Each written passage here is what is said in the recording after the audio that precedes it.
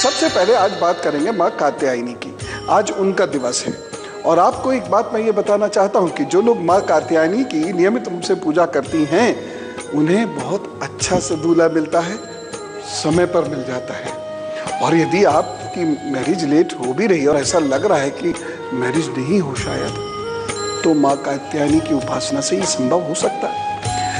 एक और चीज मैं आपसे कहना चाहता हूं कि जिन लोगों को गंभीर मंगल दोष से मैंने पीड़ित देखा, माँ कात्यायनी की पूजा से उनको बहुत ज्यादा लाभ हुआ, परेशानियां दूर हुई, विवाह हुआ, ग्रस्त जीवन भी ठीक ठाक चला और मंगल से जो रक्त संबंधी या हड्डियों संबंधी परेशानियां हो सकती थी वह भी ठीक हुई। तो माँ कात्यायनी की आराधना आप अवश्य करें, क्योंकि माँ कात्यायनी की आराधना से ग्रस्त सुख प्राप्त होता है। माँ कात्यायनी के लिए आज आपको क्या करना होगा ये जरूर जान लीजिएगा, खास तौर से वह सारे लोग जिनके घर में अभी बच्चे कुंवारे हैं और वह उनके लिए उचित वर की तलाश कर रहे हैं। तो माँ कात्यायनी का एक बहुत अच्छा उपाय मैं आपको बताऊंगा, लेकिन शुक्र की बात करनी थी, हमें कल करनी थी। कल हम बोलते ही चले गए बुध के बारे में, तो शुक्र की बात हो नहीं पाई। तो शुक्र की बात मैं आज शुरू करता हूँ। होता क्या है कि यदि आपको जीवन में मेहनत के उपरांत फल ना मिले तो बहुत सारी परेशानी होती है। अब सन्यासी को तो केवल दिव्य ज्ञान चाहिए, या जो आध्यात्मिक लोग हैं उन्हें तो प्रभु की कृपा चाहिए, लेकिन बहुत सारे ऐसे लोग हैं जो पैसे के पीछे भागते हैं। तो जो पैसे के पीछे भागते हैं उनका शुक्र अच्छा यदि नहीं है तो वह भागते ही रहेंगे, पैसा उनके पीछे कभी नहीं भागेगा। लेकिन जिन लोगों का शुक्र अच्छा है पैसा उनके पीछे भाग पड़ता है। दूसरी मैं आपको एक बात बता रहा हूं, यदि आप आकर्षक होना चाहते हैं, स्टेज परफॉर्मेंस आपकी बढ़िया चाहते हैं, मीडिया में, फिल्म लाइन में या फैशन लाइन में कहीं कोई सक्सेस चाहते हैं, यदि शुक्र अच्छा नहीं है तो आपको सक्सेस मिलने से रही, ये तय बात है।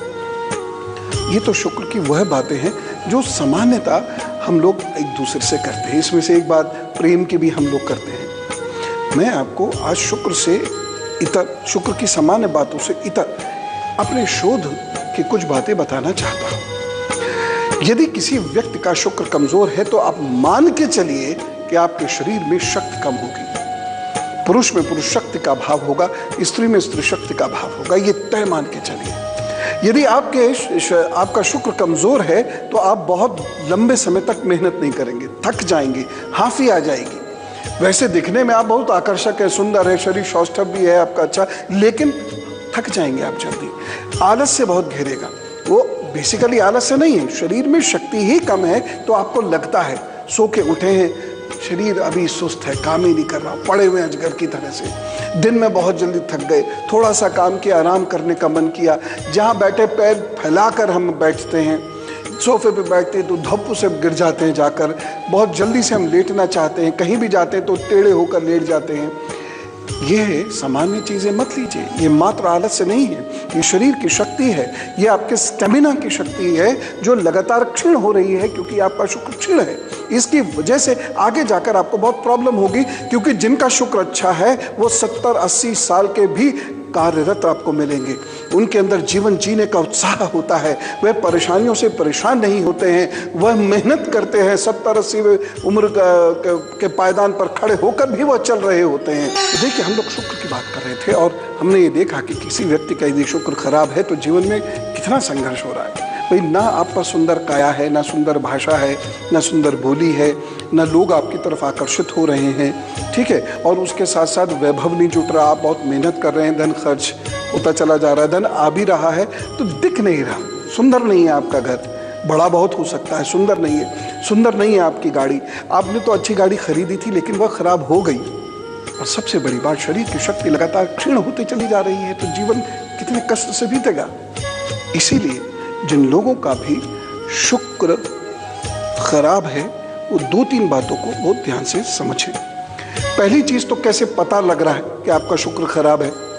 देखिए, हाथ में ये वाला हिस्सा जो है, ये पूरा हिस्सा, बल्कि मैं तो यहीं से मानता हूं ये पूरा हिस्सा ये शुक्र का है। अगर ये हिस्सा बहुत ज्यादा मोटा है, बाहर की ओर, नीचे की ओर बहुत ज्यादा निकल रहा है, यहां से बहुत ज्यादा मोटा है, तो शुक्र की कमजोरी या खराबी के वो सारे लक्षण इस हाथ में है।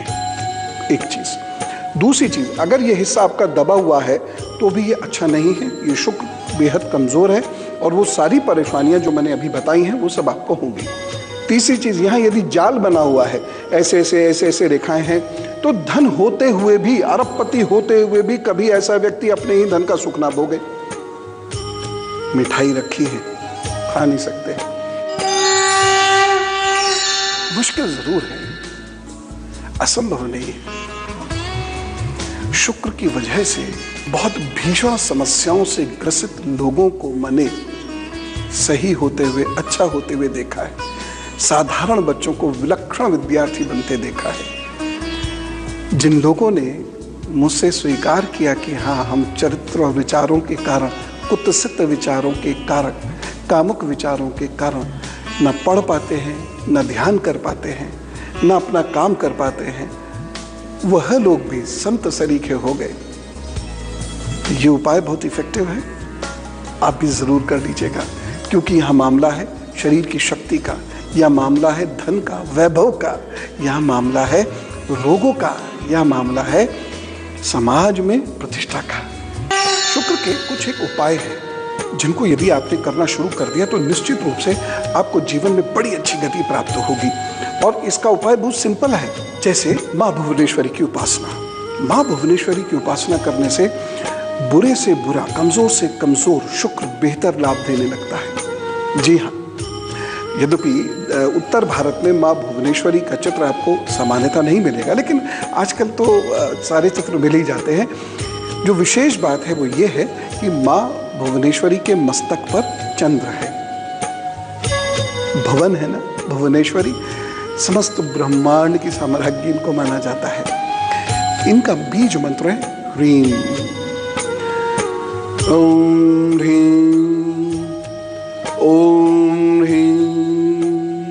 अगर आप इस प्रकार इस मंत्र का जप करते हैं और लगातार दुर्गा माँ से या भुवनेश्वरी माँ से प्रार्थना करते हैं, मात मेरी शक्ति मेरी शुद्ध मुझको कीजिए, सिर्फ शुद्धता इनसे मांगिए, सिर्फ शुद्धता इनसे मांगिए, धीरे धीरे आपका शरीर, आपका मन, आपके विचार एकदम निर्मल होते चले जाएंगे, शांत होते चले जाएंगे, शुद्ध होते चले जाएंगे, और आप इस प्रकार के पथभ्रष्ट करने वाले विचारों से बचते चले जाएंगे।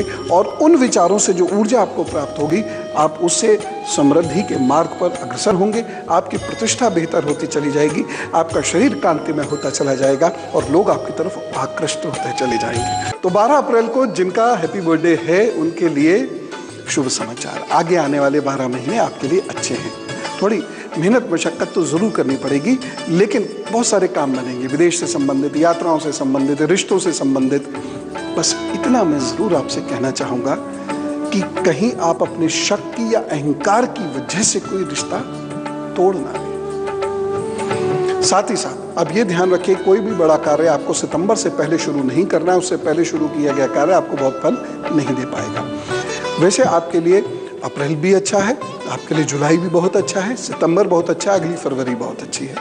इस समय का आप सदुपयोग करिए, अपने काम पर जुटे रहिए। उपाय के तौर पर आपको ओम दुम दुर्गाय नमः के 5000 मंत्रों के जप से एक सुपारी सिद्ध करनी है और उसको किसी भी कपड़े में रखकर गले में धारण कर लेनी है शुक्रवार के दिन। माँ कृपा करेगी। All best.